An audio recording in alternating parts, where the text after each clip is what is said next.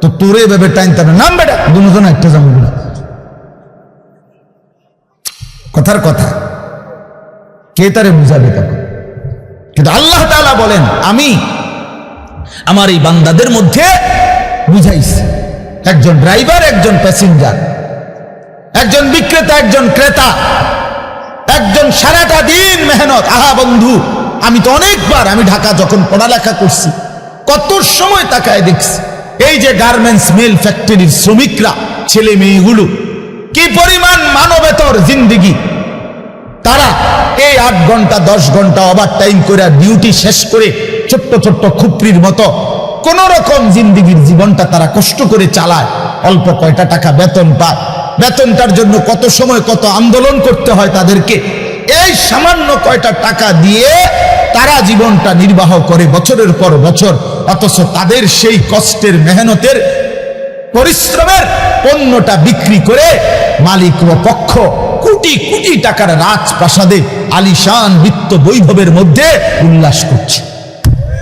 আল্লাহ বলেন বান্দা এই যে ব্যবধান, এটা আমি করছি, এটা আমার ফয়সালা, আমার ইচ্ছা।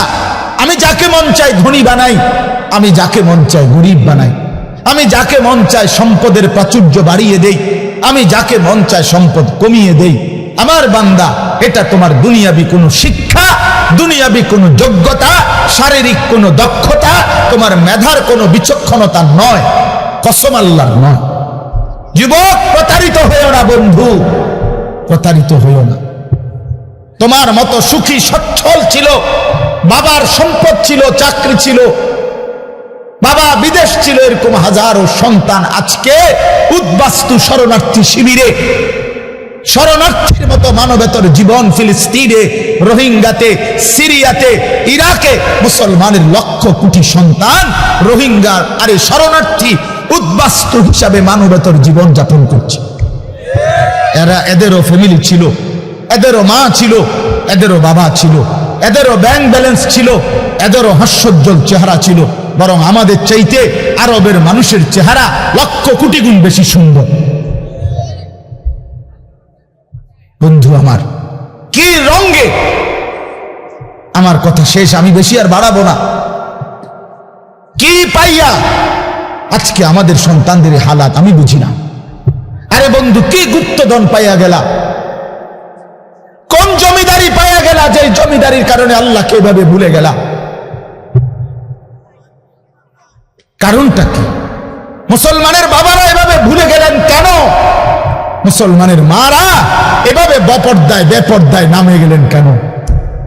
মুসলমানের বোনেরা এইভাবে অসভ্যতায় নেমে গেল কেন? হায়া কোথায়, লজ্জা কোথায়, শরম কোথায়? আল্লাহকে এভাবে ভুলে গেলেন কেন? যে ঘরে বাপ মা জীবিত, অথচ খোদার 365 দিনে একটা বছরে, একটা 16 বছরের 18 বছরের ছেলে মেয়ে, আহা আপন মা বাপ জীবিত থাকতে কোনদিন একটা বছরে ফজরের নামাজ পড়ল না। এত বড় জানোয়ার মুসলমানের ঘরে ঘুমায় কেন বলে? এত বড় অসভ্য এক মুসলমান বাবা মা এই সময় এত বড় নাফরমান নিয়ে এই ঘরে জীবন চলছে কেন? কারণটা কি? আল্লাহকে এভাবে ছেড়ে দিলেন কেন? আখিরাত এভাবে ভুলে গেলেন কেন? কি ব্যাপারটা কি? হ্যাঁ, এই পৃথিবীর চারদিকে চতুর্দিকে যদি মুসলমান মজলুম হয়, নির্যাতিত হয়, তা আমরা কি মাটির মধ্যে না, নাকি আমরা চাঁদের দেশে? আমরা মাটিতে থাকি না উপরে থাকি? তো এই জন্য যুবক ভাই, নষ্ট হইও না বাপ, নষ্ট হইও না। এই বন্ধুর কথা মনে রাখো, আমরা মূর্খ না। আলহামদুলিল্লাহ, পড়ালেখা আমরাও করছি, জেনারেল লাইনেও পড়ালেখা করছি, মাদ্রাসার লাইনেও পড়ালেখা করছি। শতভাগ আস্থা নিয়েই বলতেছি, বুঝ নিয়েই বলতেছি। আমি কুমিল্লা ভিক্টোরিয়া কলেজ থেকে মাস্টার্স পাস করছি, আলহামদুলিল্লাহ। সরকারি আলিয়া মাদ্রাসা থেকে টাইটেল